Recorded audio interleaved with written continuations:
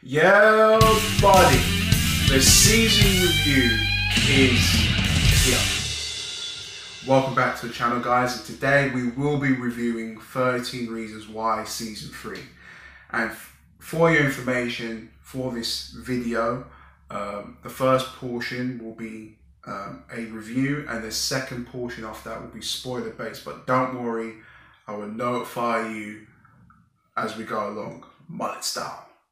So, looks like as if not many audience members have taken a liking to this show, especially Rotten Tomatoes with their atrocious scores. But if you look at the opposite end of the spectrum, you can see that this show is somewhat still entertaining and enjoyable. So, if Rotten Tomatoes is watching this, I suggest you run 13 miles in the opposite direction.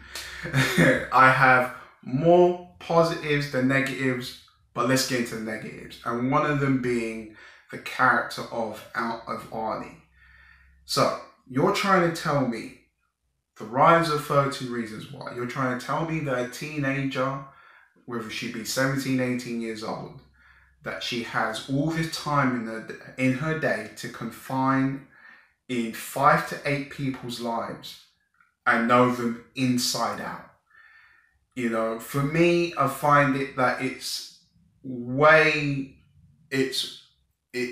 beyond the reality of imagination. It's just not possible you know, with everything that happens in the 21st century, with things that go trending in social media, and with that all bearing in mind and keeping that all in perspective, that you would be having to do all your school studies on top of that, yet you are intrigued and confined with all 5 to 8 other students within your school.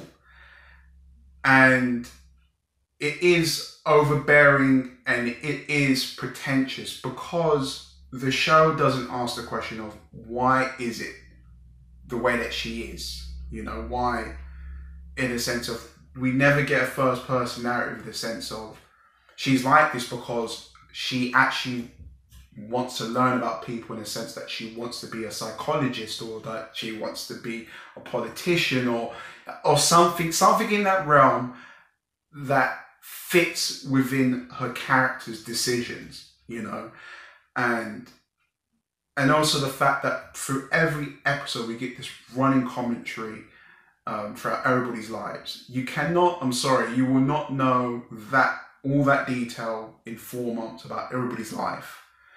In 4 months, it's absolutely impossible. So now moving on to Jessica. I felt like with a lot of the lines that, especially in the beginning, that they were very first draft, that they were coming from the writer's subconscious, and that your first idea as a writer is not always going to be amazing, you know. And I felt like there should be more rewritten scenes so they could really nail her character. You know, it just felt like somebody got into a car and revved it up and just put their foot on the gas pedal and went 100 miles per hour, you know. And it should have been a thing of show, don't tell, but eventually get to that moment where she has that outbreak. So now moving on to the positives, you have to give the credit to Justin Prentice, who plays Bryce, because, you know, okay, and this is horrible because everyone's looking, you know, we all hate a vindictive sociopath, we all hate a monster, but this actor plays Bryce to a T. You know, especially with his journey throughout this season of first person storytelling, we kind of get to unlayer the structure of Bryce. You know, the way that he is it nature or is it nurture?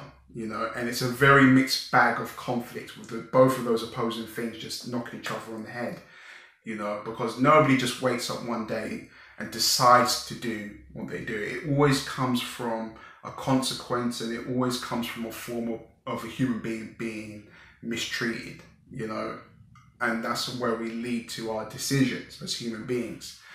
And that being in the sense that his dad is not there for him as a human being, but his dad is there for him financially, and that's what messes up the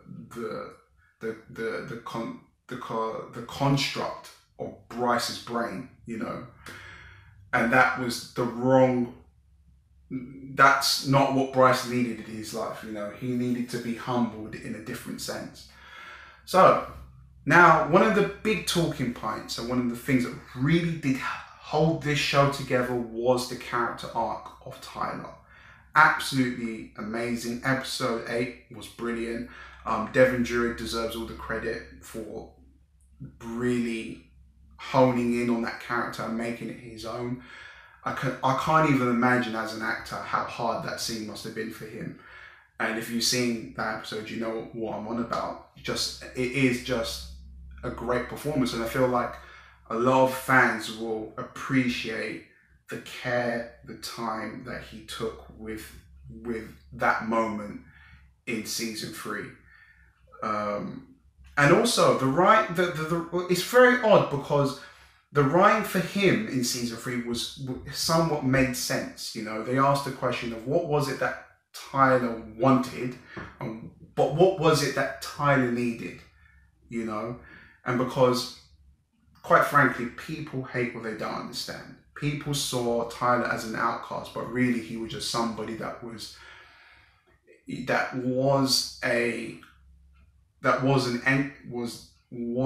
an introvert that was looking to be an extrovert in a sense. So that kind of character artwork there. Now on to Zach Dempsey. He was, you know, he really did. He carried the pressure and the load on his shoulders in the sense that when Bryce left, he left a very tainted image onto the football team and the baseball team and the overall image of the school. And, you know, he became a role model to the team in the sense that, you know, we need to pull our shit together. We need to get shit done because there's a lot of opposing eyes on us and we can't fuck up.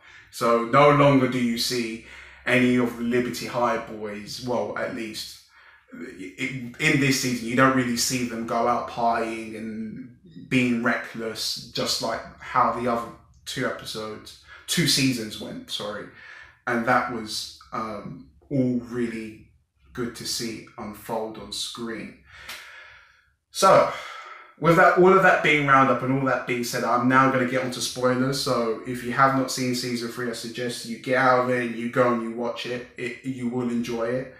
And once you've then watched it, come back and see this next half, which is spoiler based. And I'm going to give you the perfect analogy as to why Bryce is the most vindictive, sociopathic villain that TV has ever seen. So I'm going to give you a countdown. 1, 2, 3. I hope you're gone. Get out of here.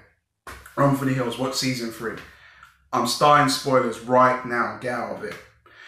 So, with Bryce, he is the epitome of the ultimate waste man, the ultimate villain.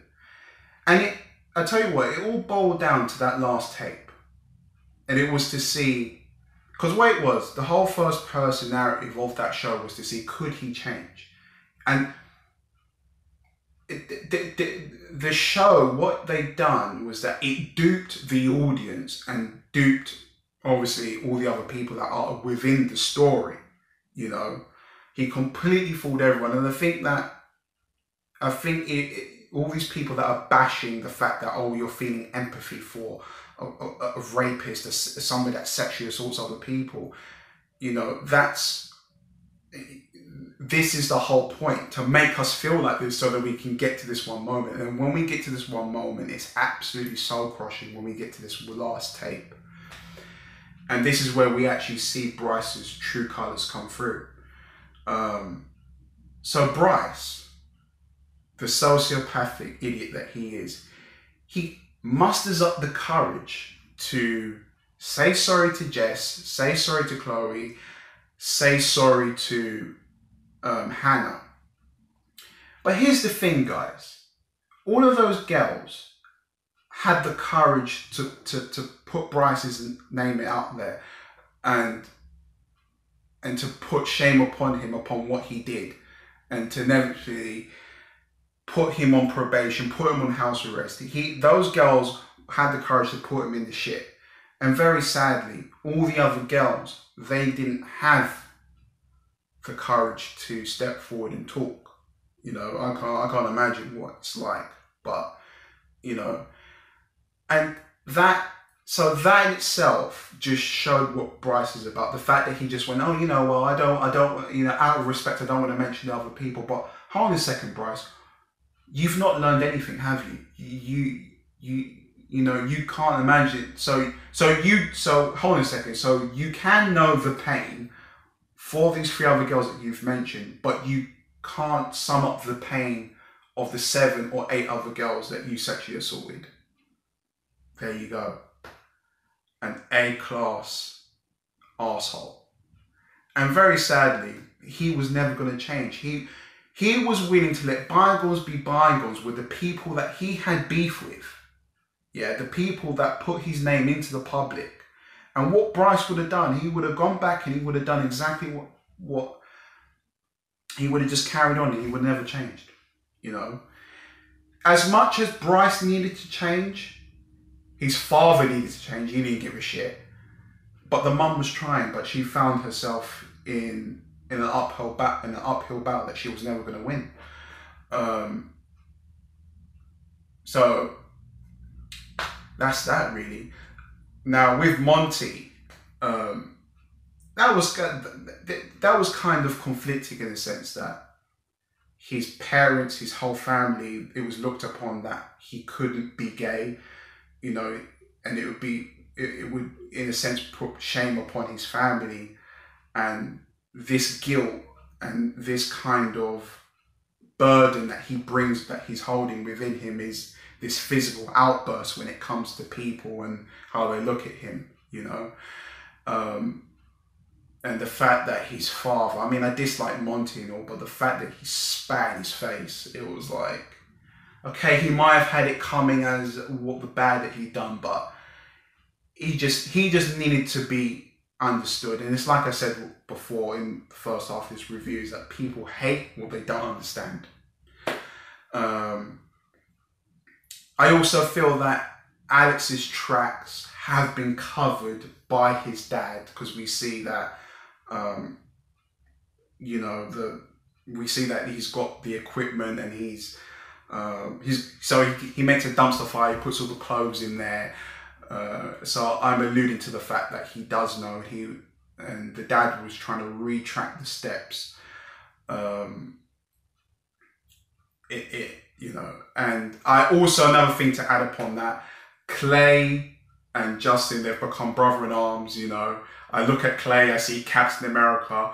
I look at Justin and I see Tony Stark. You know, both on very different ends of the spectrum, but ultimately they are there for each other, and it's a great brotherhood. You know, and I love the fact, you know, and then Justin deserves to get the help. You know, and I'd like to also touch on the fact that we understand that, you know, not only is he mistreated in the sense that his family, he was in a household where there was drugs, and that the sense that the mum was constantly in and out of relationships, and that was bringing bad people into his home, which led to him being sexually abused and sexually assaulted. And it's like you can only imagine. He's been with Jess for so long, and he's never sat down and talked to her, you know, and to block the pain, that's why he results in taking drugs, you know.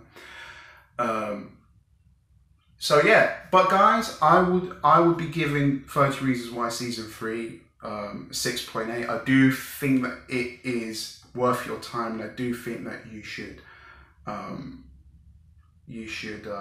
go and watch it, you know. And in light of 30 Reasons Why, I'm gonna say, you know, sometimes you've got to walk through the rain to get to the sunshine. You know, don't let failure get to your heart, and don't let success get to your head. Like, comment, and subscribe.